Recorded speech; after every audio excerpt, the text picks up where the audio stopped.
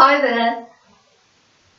I want to say a few words today about self-esteem and safe relationship training, which is where we maintain safe relationships in our lives.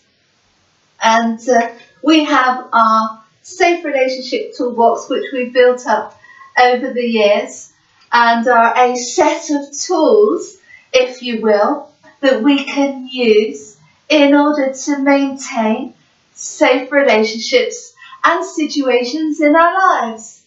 So it's all good stuff, and it's a concept really that we can train ourselves to only have safe relationships and situations in our lives by fostering certain tools and abilities within us over time in order to maintain our own safety and happiness, which is really important that we enjoy this amazing life and opportunity that we've been given. And today I want to talk about self-esteem as being a really important tool to have in our safe relationship toolbox so that we can have this wonderful foundation of strong self-esteem and high self-esteem in order to maintain our ability to have happy, healthy and safe relationships and situations in our lives.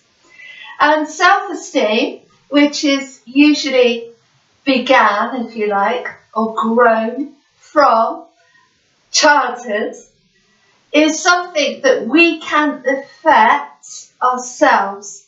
So we can work on our own self-esteem and we can boundary our self-esteem as we go along, and we can help to maintain it at a certain level, hopefully at an optimum level where we can maintain it at a level that is sustaining our life and our relationships and our ability to maintain healthy and safe relationships and situations in our life.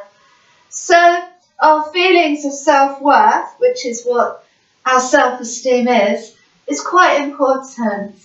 It's quite a good thing to be able to shore up and to maintain at a high and healthy level so that in our safe relationship toolbox, it's there consistently supporting us and helping us to direct our choices and our decisions in a way that will help to maintain that high self-esteem at an optimum level, so that we don't allow ourselves to be in situations which are damaging our self-esteem and our self-confidence to such an extent, potentially, that we're not actually able to leave, because our self-esteem does determine, to an extent anyway, the types of choices that we will make.